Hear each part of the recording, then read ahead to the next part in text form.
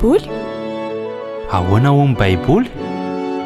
Fampianarana ara-baiboly mitohitohy arahanao eto amin'ny Open Radio, iarahanao amin'ny namana Richard Andrianjatovo. Ahoana ho ny baiboly? Ahoana ho ny baiboly?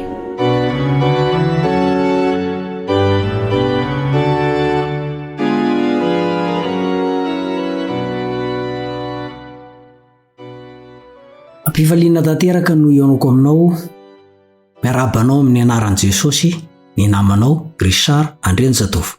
Ono tena tsy misy ilana ny didy folo tokoa ve any an-danitra? Rehefa maheno fanazavan-kevitra ianao matetika dia hoe tsy misy an'izany didy folo zany any an-danitra, tsy ilaina an'izany any. Satria ono any tsy misy olona mangalatra, tsy misy mamono olona intsony, any tsy misy mpanompo sampy, tsy mpijangajanga intsony. Ny fitiavana irery ihany no manjaka any an-danitra. Tena marina ve zany? Ndao sika hivavaka aloha.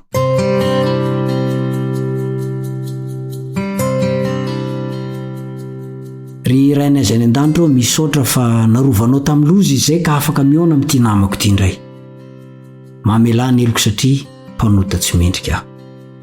Raha nazavazava izay voalaza ny teninao aho dia hosoro ny molotro, ary ny mpiaino dia homana amin'ny alalan'ny fanahinao masina ny fony sy ny sainy, ny eritreriny, mba tsy hongotan'ny Satana izay orenesiny androany.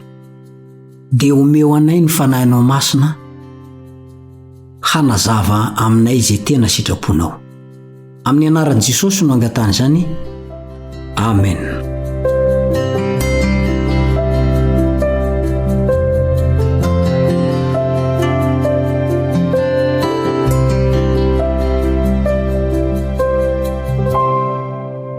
Tena tsy misy lana didy folo tokoa ve any amin'izany lanitra zany? Misy teny zay ao amin'ny Apokalipsy mitantara ny toko 12, ny 17, dia miteny toy izao: nisy ady tany an-danitra.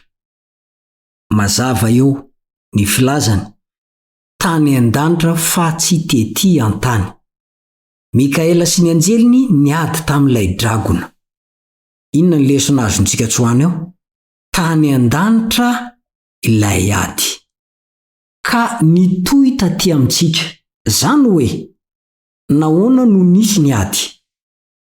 Valiny, satria nisy ny fandikana ny lalàna napetrak'Andriamanitra tamin'ny nanitsanany hoe aza mitsiriritra. Voalaza ny Eksodosy 20:17 ao amin'ny didy 10 zany.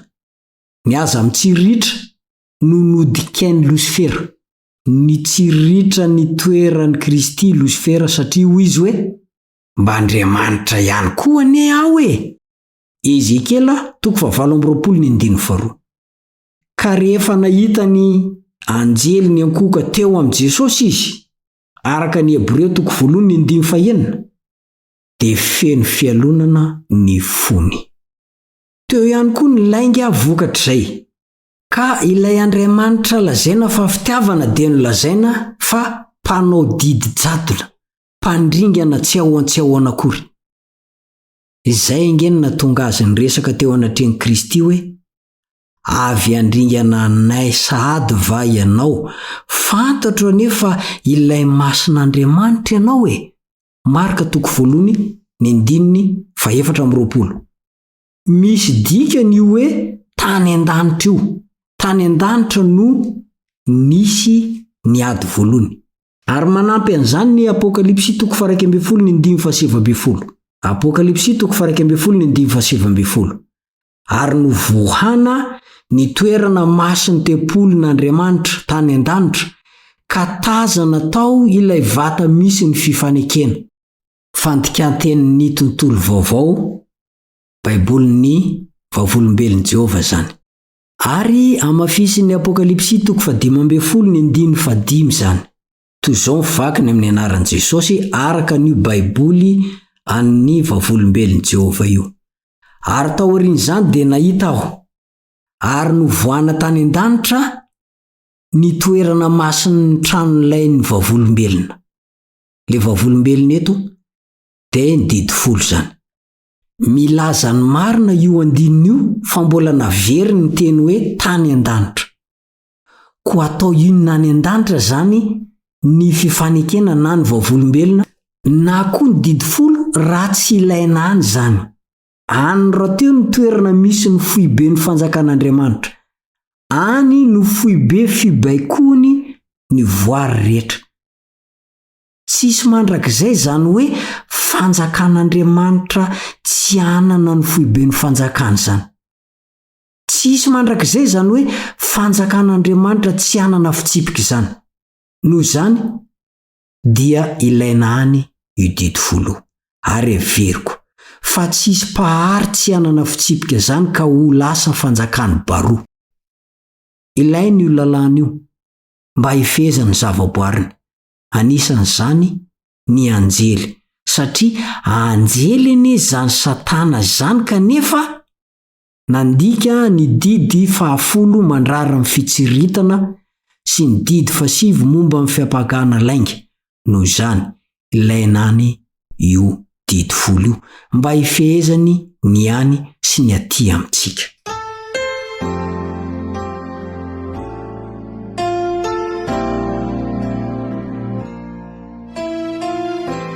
Tena ilaina any an-danitra ny didy folo satria any an-danitra ny fonenan'i Jehova ary any izy no mandidy.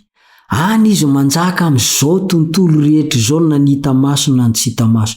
Ka nahoana no tsy hisy didy any araka ireo andinindreo.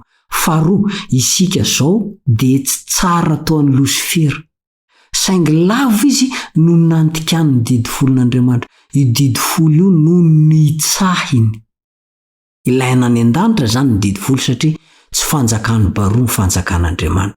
Ka tsy hisy lalàna manaraka tsy mahay vandoa akory Andriamanitra na hoe tsy manana azy ndamosina ka hivadibadika hanova lalàna toy ny lalàn'ny firenena eto ambony tany. Tsy haiko na hainareo ny dikan'ity Exodosy 15:20 ity manao hoe asaovy manao fitoerana masina ho ahy izy dia onona eo aminy aho. Araka izay rehetra nasehoko anao hoy ny 15 dia ny endriky ny taberna kely sy ny endriky mifanaka rehetra momba azy dia araka izany nanaovanao azy. Hebreo 4:15 dia miteny fa ny mpisorona be rehetra dia tendrena anatitra fanomezana sy fanatitra ary amin'izany dia tsy maintsy mba manakaterina koa izy. Ko raha ety ambonin'ny tany hoy ny 14 sy ny manaraka dia tsy mba ho mpisorona akory izy. Jesosy ny tiany lazainy io satria misy raha teo ireo manatitra ny fanomezana araka ny lalàna dia ireo manao fanompom-pivavahana amin'izay endrika sy aloko ny zavatra any an-danitra tahaka ny natoron'Andriamanitra Mosesy rehefa hanao ny taberna kely izy fa hoy izy tandremo mba atao araka ny endrika izay naseho anao tao an-tendrombohitra ny zavatra rehetra. Exodosy 15:20. Manambara io fa dika mitovy ihany le teto amin'ity izao tontolo izao misy antsika ity.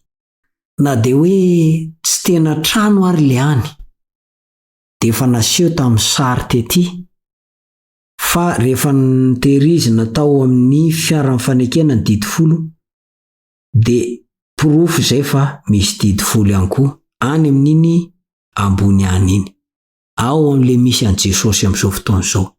Ary eo anatrehan'Andriamanitra Jesosy no mandoalika mifona ho an'ireo izay olona te ho avitra, te ho voavonjy, te hiavana amin'Andriamanitra. Inoko sy antenaiko fa ianao dia manaraka an Jesosy amin'izany asa ataony ao an-danitra ao zany. Mbola ho fehezan'Andriamanitra amin'ny alalan'io didy folo isika mandritra mandrakizay ao amin'ilay tany vaovao sy lanitra vaovao. Ko aza manaiko rebirebena, aza manaiko ambakaina, aza manaiko adalaina fa hoe tsy ilaina intsony izany didy folon'Andriamanitra zany. Noho ny fahamasinan'io lalàn'Andriamanitra io natonga an Jesosy niantona teo amin'ny hazo fijaliana. Ko aoka tsy hamerina an Jesosy indray ho antony eo amin'ny azo fijaliana ianao fa tsy ho isy famonjena ho anao intsony raha sanatria minia mandika ianao. Tsy isolo vava anao Jesosy rehefa fantatrao fa hoe masina marina tsy tokony ho dikainy io didy folon'Andriamanitra io, kanefa mbola manao ianao. Hatreo ny fiarako aminao amin'ity anio ity. Engane ka hitondra lesona tsara ho anao iainanao eo am-piandrasan'i Jesosy, izany fiarantsika teto izany androany. Mandra-peona tompoko.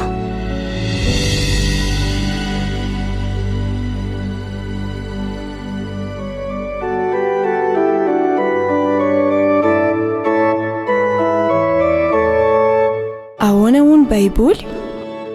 Ahoana hoy ny Baiboly? Fampianarana ara-Baiboly mitohitohy arahanao eto amin'ny Upfer Radio, iarahanao amin'ny namana Richard Andrianjatovo. Ahoana hoy ny Baiboly? Ahoana hoy ny Baiboly?